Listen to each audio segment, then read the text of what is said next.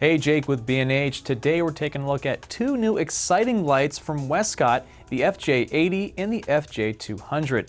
These new lights expand on Westcott's wireless flash lineup that began with the game-changing FJ400 by offering different power outputs, sizes, and features.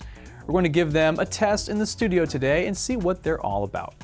The FJ200 is a slimmer and more compact strobe than the 400, producing 200 watt-seconds of output. The light weighs 2.53 pounds with battery and stand mount attached and measures 8.75 inches by 3.1 inches by 3.1 inches. Now, because the flash tube is not hidden behind a layer of frosted glass, you're getting more out of that flash power than other strobes in the same power class. With a recycling time of 0.5 to 1.3 seconds at full power, this makes the FJ200 the fastest 200 watt-second light on the market.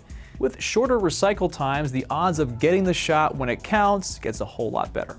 On the back of the light is a simple color LCD screen that displays your power settings in large numbers. There are 3 controls below the screen for powering the light on and off, firing a test flash, turning the model light on and off, and menu scrolling. You can control the strobe's output from here in 0.1 stop increments from 1 up to 9. The beam angle of the light is 150 degrees to evenly fill out any softbox attachment. Once in the menu, you can change the light from manual to TTL use, set your sync mode, choose channels and groups, switch between wireless or wired control, and more. The sync modes include normal freeze and high-speed sync. Depending on the mode you're in, you can sync the light from 1/260th of a second in normal mode all the way up to 1/20,000th of a second in freeze mode. I think they got you covered there. On the left side of the light is the USB-C port for firmware upgrades only, and on the right side is where the sync cable port is located. On the bottom of the light is where the lithium polymer battery slides in and locks into place. It can output over 450 shots at full power on a single charge, and charging time is roughly 2 hours when using the included AC charging adapter. The light can also be powered with an optional AC adapter that plugs directly into the battery slot. Also on the bottom of the light is the detachable stand mount that can be left on or removed when the light is packed away. The mount swivels for 180 degrees of tilt control. Additional accessories that come packaged with the light include silver reflector for enhancing the output of the light, a snap-in grid that fits inside the silver reflector, a magnetic holder for easily adding a gel in front of the light, and an assortment of gels to change up the mood in your images very quickly.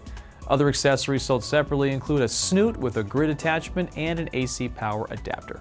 Now, the FJ80 is the more compact sibling to the bigger FJ200 and 400 models.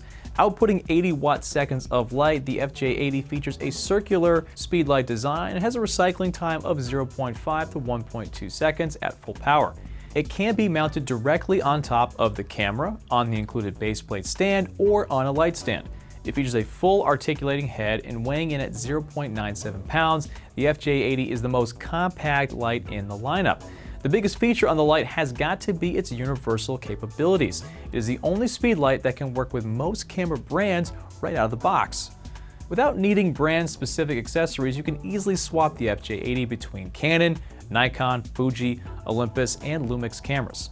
You can also use the FJ80 on Sony cameras with the Sony adapter that's sold separately if you want to use TTL or HSS. On the back of the light is a bright 2.1-inch color LCD touchscreen. This touchscreen interface is incredibly simple to use and has a very intuitive layout. On the main screen, you can choose to use the light in host mode, client mode, or as a speedlight. In host mode, you can use the light as a controller interface for any other lights you're working with from the lineup. We're using the light to trigger our FJ200 and 400 light. At the top, you can set your camera system, choose your group and channel, then touch the light you'd like to control. Lights can be set to manual, TTL, or even sleep mode. At the bottom are controls for zooming the light, selecting rear or front curtain sync, and disabling the flash head. In client mode, the light can be controlled from another light or the FJX2M remote trigger. By clicking on a number, you can toggle the power levels up and down in full stops or in 0.1 stops. You can also quickly toggle your mode, change a group or channel, set your zoom, and toggle the modeling light on or off. With the modeling light, you can set it to auto or choose between 3 different power levels. In speed light mode, the light acts like, well, you guessed it, a speed light. You can set your camera brand, choose your sync type, set your power levels, change your mode, set your zoom, and toggle the modeling light on and off. There's also a separate menu for controlling things such as screen brightness, sound, auto timers, and more. On the front of the light is a rechargeable lithium polymer battery. The light can output over 400 flashes at full power with a battery recharge time of roughly 2 hours with the included AC charging adapter. On the side of the light is a USB-C port for firmware upgrades only. Around the LCD there are 3 buttons, a home button, a power button, and a test button. It's a clean and easy to use interface that should feel very straightforward to anyone coming from a more traditional speedlight. Some accessories that are sold separately include a magnetic grid and a gel holder that snaps right on the front of the light. There is also a diffusion dome to help spread the light even further. So that's it for Westcott. What do you plan on shooting with the new lights in the lineup? Let me know in the comments below. I'm Jake with B&H. Just keep rolling.